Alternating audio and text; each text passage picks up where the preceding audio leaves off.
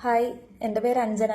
ഞാൻ കഴിഞ്ഞ കുറച്ച് ദിവസമായിട്ട് എൻ്റെ ഫേസ്ബുക്കിൽ ഒരു ഇഷ്യൂ ഇങ്ങനെ കണ്ടിന്യൂസ് ആയിട്ട് അഡ്രസ്സ് ചെയ്യുന്നുണ്ട്. അതൊക്കെ നിർത്തി എൻ്റെ കാര്യങ്ങളുമായി മുമ്പോട്ട് പോകാം എന്നാണ് ഞാൻ തീരുമാനിച്ചിരുന്നത്. പക്ഷെ കുറച്ച് ദിവസമായിട്ട് അതിന് പറ്റാത്തൊരു സാഹചര്യത്തിലാണ് ഞാനുള്ളത്. കാരണം ഞാൻ കുറച്ച് ദിവസമായി മര്യാദയ്ക്കൊന്ന് ഉറങ്ങിയിട്ട്, അല്ലെങ്കിൽ മര്യാദയ്ക്ക് ഭക്ഷണം കഴിച്ചിട്ടൊക്കെ കുറച്ച് ദിവസമായി. ഈ വിഷയം കാരണം ഉറക്കവും ഭക്ഷണവും ഒക്കെ തോന്നിയ പോലെ ആയിട്ടുണ്ട്. അപ്പോൾ അതൊക്കെ എന്നെ എഫക്റ്റ് ചെയ്യുന്നുണ്ട്. അതുകൂടാതെ ഈ സംഭവം തുടങ്ങിയപ്പോൾ തൊട്ടുള്ള ഫോൺ കോളുകൾ, അവരോടൊക്കെ പറയുന്ന മറുപടി, മെസ്സേജുകൾ, ചില കമൻറ്റുകൾ, അതൊക്കെ എന്നെ വല്ലാതെ എഫക്റ്റ് ചെയ്യുന്നുണ്ട്. ഞാൻ ഈ പേര് ആദ്യം തൊട്ടേ പറയാതിരുന്നത് ആ വ്യക്തിയെക്കുറിച്ച് ഓർത്തിട്ടല്ല, ആ കുടുംബത്തെക്കുറിച്ച് ഓർത്തിട്ടാണ് എന്ന് ഞാൻ ആദ്യമേ പറഞ്ഞിരുന്നു.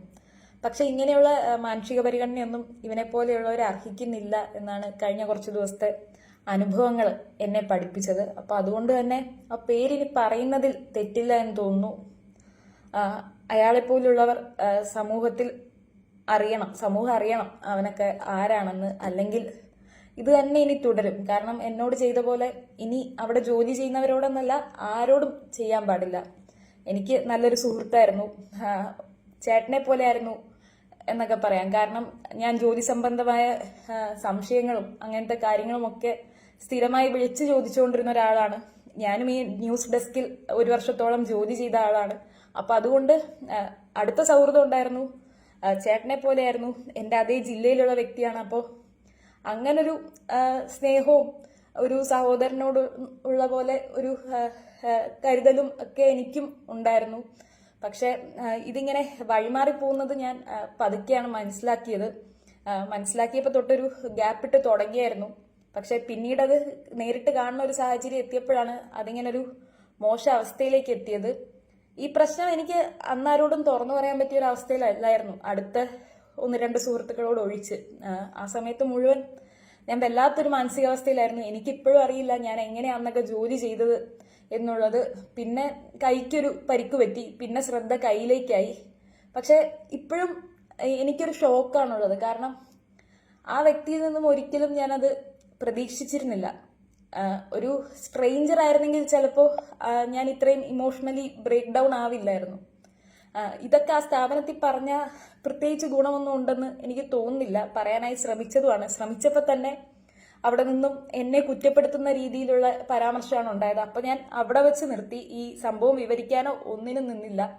പിന്നെ ഇങ്ങനെ തുടർച്ചയായി ഇങ്ങനെ ഓരോ രീതിയിൽ ഇങ്ങനെ സ്ഥാപനത്തിൽ നിന്ന് ഉപദ്രവിച്ചു തുടങ്ങിയപ്പോഴേക്കുമാണ് ഞാൻ രാജിവെച്ചത്. അപ്പോൾ ആ വ്യക്തിയുടെ പേര് പറയാം, അത് പറയണം, അങ്ങനെ തന്നെയാണ് ചിന്തിക്കുന്നത്. റിപ്പോർട്ടർ TV-യിലെ അസിസ്റ്റന്റ് ന്യൂസ് എഡിറ്റർ ആയിട്ടുള്ള ക്രിസ്ത്യൻ തോമസ് എന്ന് പറയുന്ന വ്യക്തിയാണ്. ഞാൻ ഈ മെയ് മാസം അവിടെ ഡെപ്യൂട്ടേഷന് ന്യൂസ് ഡെസ്കിൽ ചെന്ന സമയത്ത് മോശമായി പെരുമാറിയത്. ഇയാൾ എന്നോട് മാത്രമല്ല മോശമായിട്ട് പെരുമാറിയത്, ഇതിനു മുൻപും അവിടെ ജോലി ചെയ്തിരുന്ന ചിലരോടും ഇങ്ങനെ മോശമായി പെരുമാറിയിട്ടുണ്ട്. അപ്പോൾ ഇതിന് തുടരാൻ പാടില്ല. ചിലപ്പോൾ ഈ പ്രശ്നങ്ങളൊക്കെ കഴിയുമ്പോൾ വീണ്ടും ഇയാൾ ഇങ്ങനെ തന്നെയായി മാറുമായിരിക്കും. അതുകൊണ്ട് ഈ പേര് പറയുന്നു. കഴിഞ്ഞ കുറച്ച് ദിവസത്തെ അനുഭവങ്ങൾ എന്നെ അങ്ങനെ തന്നെയാണ് പഠിപ്പിച്ചത്. ഞങ്ങൾ രണ്ടുപേരും മീഡിയ രംഗത്ത് ജോലി ചെയ്യുന്നവരാണ്, നമ്മുടെ സുഹൃത്തുക്കളും മീഡിയ രംഗത്ത് ജോലി ചെയ്യുന്നവരാണ്. അപ്പോൾ അവരോടൊക്കെ ഇയാളുടെ പേരറിയുമ്പോൾ പല കഥകളാണ് ഇയാൾ ഇപ്പോഴും പറയുന്നത്. അപ്പോൾ അതൊക്കെ കേൾക്കുമ്പോൾ എനിക്കുണ്ടാവുന്ന ബുദ്ധിമുട്ടെന്ന് പറയുന്നത് അത് ഭീകരമാണ്. അയാളുടെ കുടുംബം ഇത് അറിയണ്ട എന്ന് ഓർത്ത് ഞാൻ ആ പേര് മറച്ചു വെക്കുമ്പോൾ അയാൾ എന്നെ ഉപദ്രവിക്കാനാണ് ശ്രമിച്ചുകൊണ്ടിരിക്കുന്നത്. എന്തായാലും ഇതിൽ നിന്നൊക്കെ എനിക്ക് ഒരു പ്രോപ്പർ ട്രാക്കിലേക്ക് വരണം. അപ്പം അതിന് ഈ വീഡിയോ ചെയ്യുന്നതും എന്നെ സഹായിക്കും എന്നാണ് ഞാൻ കരുതുന്നത്. അതുകൊണ്ടാണ് ഈ സമയത്തും വീഡിയോ ചെയ്തത്. ഇപ്പോഴും ഇങ്ങനൊരു അവസ്ഥയിലെങ്കിലും ഇരിക്കുന്നത് നല്ല കുറച്ച് സുഹൃത്തുക്കൾ ഉള്ളത് കൊണ്ടാണ്. അവർ സ്ഥിരമായി വിളിച്ച് തിരക്കുന്നത് കൊണ്ടാണ്. എന്ത് ചെയ്യുക, ഭക്ഷണം കഴിച്ചോ, അങ്ങനെ ചെക്ക് ചെയ്യുന്നത് കൊണ്ടാണ്.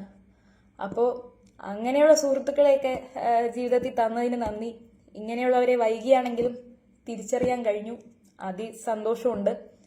എന്തായാലും ആ സ്ഥാപനം നടപടി എടുക്കുമെന്നൊന്നും എനിക്ക് തോന്നുന്നില്ല. ചിലപ്പോൾ അടുത്ത മാസം വല്ല പ്രൊമോഷനൊക്കെ കൊടുക്കുമായിരിക്കും. പോലീസ് കേസുമായി പോകണമെന്നൊക്കെ ഉണ്ട്. പക്ഷെ ഞാൻ ഇപ്പം പഠിക്കുവാണ്. അപ്പോൾ ഇതിനിടയ്ക്ക് കേസ്, കോടതി അതൊക്കെ വരുമ്പോൾ എന്താവും എന്ന് എനിക്കറിയില്ല. ഈ വിഷയവും ഈ പോസ്റ്റും ഒക്കെ തന്നെ കാര്യമായിട്ട് എന്നെ ബാധിച്ചിട്ടുണ്ട്. അപ്പോൾ എന്തായാലും സമൂഹം അറിയട്ടെ, ഇയാളെ ക്രിസ്തീയ സമൂഹം അറിയണം.